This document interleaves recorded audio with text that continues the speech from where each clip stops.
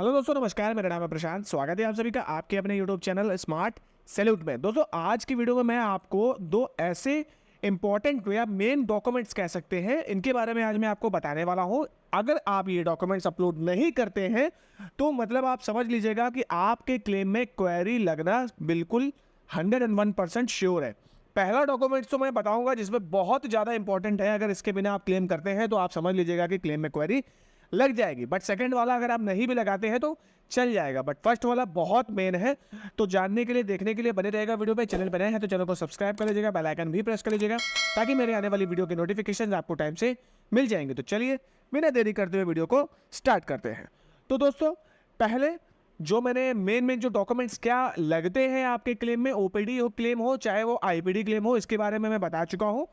यदि आपको नहीं पता है तो आप जाके मेरे चैनल पे वीडियो पड़े हुए हैं, आप देख सकते हैं। अब बात कर लेते हैं कि अगर आप कभी भी कोई क्लेम कराते हैं तो उसमें डॉक्यूमेंट्स कौन सा इंपॉर्टेंट है। देखिए, दो तरीके के डॉक्यूमेंट्स या दो तरीके के क्लेम्स होते हैं। अब उनमें अलग अलग तरह के डॉक्यूमेंट्स लगते हैं।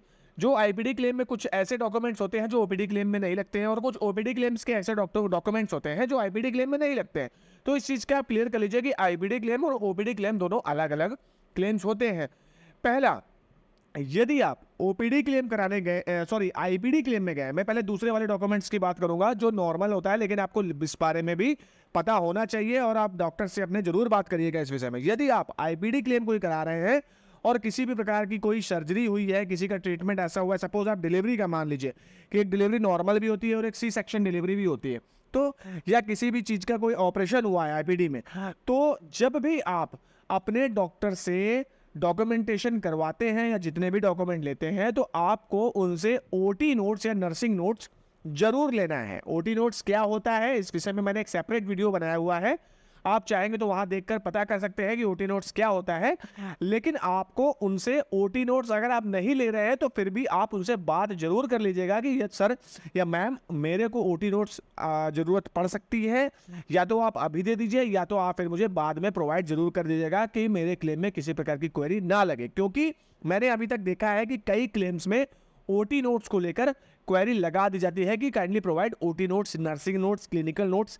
ये जो जितने भी नाम हैं ये सारे एक ही तरीके के होते हैं, ये डॉक्टर्स तैयार करता है ओटी नोट्स, तो आप उनसे वहां से ले सकते हैं। और ओपीडी क्लेम में ओटी नोट्स की जरूरत पड़ती नहीं है क्योंकि पेशेंट जब एडमिट ही नहीं हुआ तो ओटी नोट्स की नीड नहीं है। अब पहले वाले डॉक्यूमेंट की बात कर लेते हैं। जो फर्स्ट डॉक्यूमेंट जो बहुत इंपॉर्टेंट है वो आपका डॉक्यूमेंट होगा रेफर स्लिप।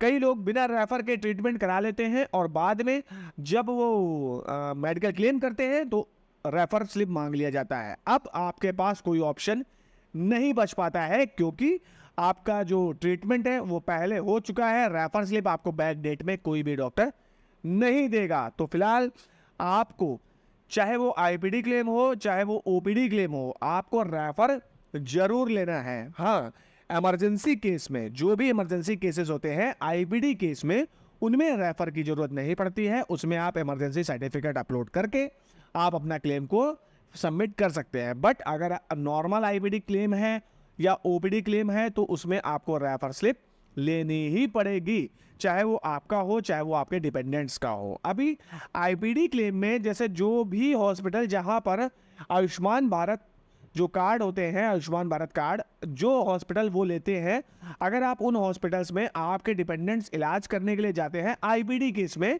तो उनको वहां पर कैशलेस ट्रीटमेंट दे दिया जाएगा विदाउट एनी रेफर स्लिप। तो उसमें आप अगर कैशलेस ट्रीटमेंट करा भी लेते हैं और कल को यदि आपने जैसे वहाँ पे ट्रीटमेंट भी कराया है, कुछ आपका पैसा खर्च भी हो गया है, तो आप उसका क्लेम करिए। और जब आप क्लेम करेंगे तो आपको रिमार्क में मेंशन करना पड़ेगा कि जो ये ट्रीटमेंट हुआ है ये आयुष्मान भारत या पीएमजेवाई हॉस्पिटल के इम्पैनलमेंट में हुआ है और इसमें ऐसा ऐसा मैंने करवाया है, ताकि जो क्लेम डॉक्टर चेक करे तो उसको क्लियर हो जाए कि ये डिपेंडेंट्स हैं और इनका जो ट्रीटमेंट हुआ है वो पीएमजेवाई इम्पैनल्ड हॉस्पिटल में हुआ है, तो इसमें रेफर की नीड नहीं पड़ेगी। तो ये जो दो डॉक्यूमेंट्स बनाए हैं इनको आपको हर बार लेना ही पड़ेगा। बाकी डॉक्यूमेंट्स तो क्या क्या लगते हैं आपके वो मैंने बता चुका हूं, लेकिन इन दो डॉक्यूमेंट्स के बिना यदि आपने क्लेम कर दिया है तो आपके क्लेम में क्वेरी लगना पक्का, बिल्कुल संभव, मान लीजिए श्योर है। तो पहले वाला डॉक्यूमेंट तो दोस्तों रेफर स्लिप, वो तो बहुत मैंडेटरी है। सेकंड वाला अगर आप नहीं भी लेते हैं तो किसी किसी का चल जाता है, किसी किसी का नहीं चलता है, तो मैं फिलहाल सभी को ये सजेशन दूंगा कि आप सभी लोग इस विषय में बात कर लीजिए, और जो डॉक्यूमेंट है वो ओटी नोट्स, नर्सिंग नोट या क्लिनिकल नोट जो भी कह लें आप, वो आपको लेना पड़ेगा या ले लीजिए। तो दोस्तों आज की वीडियो में बस इतना ही था। अगर वीडियो पसंद आया है तो प्लीज़ वीडियो को लाइक शेयर कमेंट जरूर करिए। मिलते हैं अगले वीडियो में, तब तक के लिए जय हिंद जय भारत।